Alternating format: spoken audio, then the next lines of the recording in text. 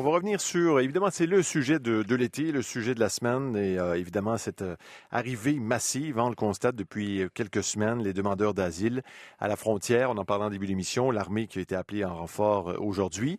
Ils arrivent et les chiffres qu'on a, évidemment, ça varie, mais autour de 450 à 500 par jour là, qui franchissent la frontière en Montérégie. Actuellement, à Montréal, il serait autour de 2600, 2700 demandeurs d'asile, donc évidemment, ils doivent faire une demande et ça risque d'être long, de prendre du temps. On va s'intéresser au cours des prochaines minutes justement à leur statut juridique en compagnie de notre chroniqueur Frédéric Bérard, docteur en droit. Bonjour. Bonjour Maxime. C'est quoi leur statut justement quand ils arrivent? On dit demandeurs d'asile parce que évidemment, il y a toutes sortes d'expressions, réfugiés, migrants, mais à la base, ce sont des demandeurs d'asile. Ils se présentent ici, font cette demande. Alors, c'est quoi leur statut juridique? En fait, vous venez de le dire. Des demandeurs d'asile. Simplement. Il y a une confusion sémantique. Actuellement, on parle souvent et beaucoup de réfugiés à tort. Ce sont des demandeurs d'asile dans l'optique où ce qu'ils font, le terme le dit, ils demandent au Canada de pouvoir être accueillis. Et si leur demande est acceptée, éventuellement, là, ils seront considérés juridiquement parlant comme réfugiés. Voilà, parce que réfugié, évidemment, là, il y a toute une enquête, il y a tout un processus. Voilà. On ne sait pas s'il s'agit de... je vais dire vrais réfugiés, mais c'est un peu ça. Donc, la commission du statut doit vérifier les informations. Est-ce qu'effectivement leur vie est en danger? Ça, on y reviendra. Mais permis de travail, parce que ça aussi, on l'entend. Il y en a plusieurs qui aimeraient pouvoir travailler. Ils font la demande. Ça risque d'être long. Dans les conditions actuelles, on le sait, ça risque d'être encore plus long. Est-ce qu'ils peuvent obtenir un permis de travail? Le gros problème, essentiellement, actuellement, là, il est justement là, vous venez de le dire. C'est que quand tu fais une demande d'asile, essentiellement, en temps normal, la commission a 60 jours pour répondre.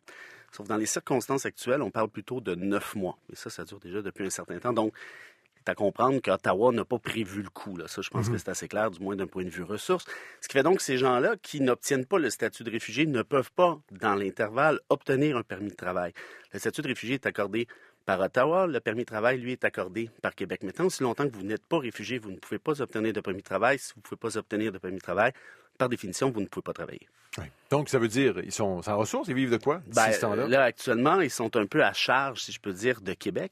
On parle d'assistance sociale. Il y a d'autres fonds aussi, de ce que j'ai compris, la Ville de Montréal qui donne un coup de main.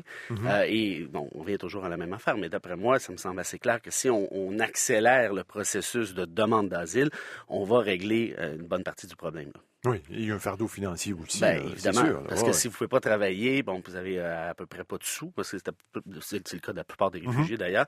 Très difficile, évidemment, de vous louer un logement, d'intégrer le monde du travail par définition, parce que vous n'avez pas de permis. Qui décide de la province d'accueil? Ça, c'est le fédéral, encore une fois. Le fédéral. Et là, actuellement, de ce que j'ai compris, ce sera l'armée canadienne qui, à la frontière, passez-moi l'expression, va gérer le trafic, en un sens, entre Québec et l'Ontario. Ce ne sont pas les provinces elles-mêmes qui déterminent de l'accueil des gens en question, mais bien Ottawa. Oui. Bon, c'est loin d'être sûr qu'ils vont pouvoir rester à long terme. Là, hein? Vous l'avez dit, ils sont des demandeurs d'asile. Et voilà. Et puis, j'ai fait une petite recherche et j'ai appris que habituellement, il y a 30% des demandes qui sont refusées et il y a à peu près un autre 10% où les demandeurs quittent par eux-mêmes en disant le processus est trop long. Je veux dire, évidemment, on va essayer d'aller ce qui est plus facile pour eux parce qu'on comprend que les conditions sont excessivement pénibles dans bien des cas. Donc, on parle d'à peu près 60% des demandeurs qui sont acceptés comme réfugiés. Et quand vous êtes réfugié par la suite, évidemment, vous n'êtes pas citoyen canadien pour autant. C'est un statut qui est particulier, qui est protégé par le droit international. Comme on le sait, Canada est signataire d'un paquet de traités de conventions à ce niveau-là. Donc, tout ça pour dire que c'est un très, très long processus et on est actuellement à la première étape. Ouais. Première étape, mais comment ça fonctionne le processus devant la commission du statut de réfugié? Comment ça marche? Là? Donc, vous arrivez, vous faites la demande, vous faites une demande et comme vous avez dit, le rôle, entre autres, de la commission, c'est d'évaluer si oui ou non vous remplissez les critères pour être réfugié. Est-ce que, par exemple, votre sécurité physique ou psychologique est menacée dans votre pays? En fait, peut-être pas nécessairement du pays d'origine, mais le pays par lequel vous êtes en provenance, en un sens. Ça, c'est la première chose. Il peut y avoir aussi, est-ce que, par exemple, il y a une crise politique majeure? Est-ce qu'il y a une crise environnementale? Donc ça, ce sont parmi les critères qui sont évalués dans un premier temps. Et si vous perdez, parce que ça peut arriver qu'on refuse votre demande. Oui, là, vous avez un appel possible devant un tribunal administratif. Et si vous perdez encore, Là, vous pouvez aller devant la Cour fédérale, qui, elle, va faire ce qu'on appelle un contrôle judiciaire, va contrôler ce que les tribunaux administratifs auront fait. Est-ce que leur décision est juste ou non? Si vous perdez ultimement, malheureusement, là, par définition, on vous renvoie dans votre pays.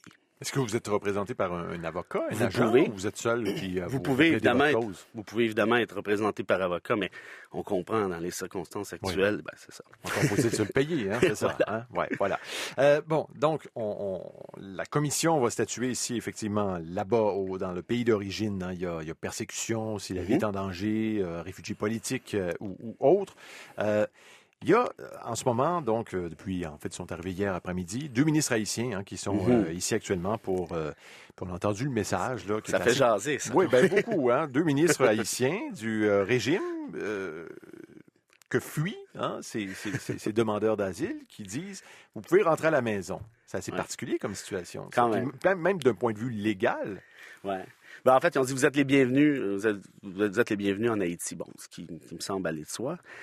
Ceci dit, il y a une composante particulière ici, parce que ces gens-là ne fuient pas tant Haïti que les États-Unis de Donald Trump, qui a dit, vous êtes établis chez nous depuis 2010, depuis le tremblement de terre que l'on connaît, mais il est possible qu'on vous retire votre permis temporaire de résidence. Et c'est à partir de ce moment-là que les Haïtiens en question se sont dit, on serait probablement mieux au Canada. Maintenant, qu'est-ce que les ministres... Mais devant la commission de statut de réfugié, on va dire, je suis persécuté aux États-Unis. C'est ça qui est difficile. Les États-Unis, c'est une démocratie. C'est ça qui est difficile. En droit international, je pense qu'on n'a pas encore la réponse. En même temps, si les États-Unis vont de l'avant et connaissant Donald Trump, je ne serais pas surpris qu'ils aillent de l'avant à ce niveau-là. Qu'est-ce qui va se produire? Je ne le sais pas, mais vous venez de mettre le doigt sur le problème en ce qui me concerne, parce que la commission aura donc à évaluer s'il y a une crise majeure, parce qu'il y a encore la possibilité de retourner en Haïti. Les 2 ministres viennent de venir dire exactement qu'ils sont encore les bienvenus dans leur pays d'origine. Donc, pour la commission, je pense que ça complexifie l'affaire en un sens et je ne suis pas certain que ça rend service aux demandeurs d'asile en question. Oui, parce que là, les demandeurs peuvent dire ma vie est en danger là-bas, compte tenu de la situation politique, implications passées ou autres, mais encore là, faut-il le prouver. Et quand les 2 ministres viennent ici en disant oui, c'est vrai, c'est pas tout à fait parfait, mais vous êtes les bienvenus chez nous. Voilà. Là, on complique la chose devant pour le demandeur qui va plaider sa cause. Légalement parlant, si je suis demandeur d'asile, je suis pas certain que je suis très heureux de la visite en question de ces 2 ministres-là, qui annoncent un peu à la commission que, à bras ouverts, sont les bienvenus chez nous. Évidemment, la situation en Haïti, elle est ce qu'elle est. Elle n'est pas parfaite, mais elle est quand même beaucoup mieux que ce qu'elle était en 2010 lors du tremblement de terre. Là, ça va de soi. Oui. Parce qu'on le voit, c'est compliqué. Ça prend beaucoup de temps. Et c'est pas simple. Il faut gérer le tout. Et en tout cas, il va devoir y avoir accélération du processus parce qu'il y aura certainement un goulot d'étranglement. Moi, je pense que ça part de là, essentiellement. Une fois qu'Ottawa aura accordé les ressources suffisantes pour gérer ces demandes-là dans les 60 jours tels que prévus par la loi, là, évidemment, comme vous dites, là, tout le reste risque de débouler.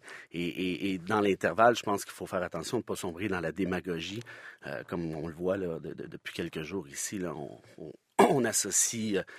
On associe la situation actuelle à une invasion, une espèce de complot, alors qu'on n'est pas là du tout. Là. Franchement, le droit s'occupe de la situation. Je pense que, par contre, avec des ressources supplémentaires, on pourra le faire de meilleure manière.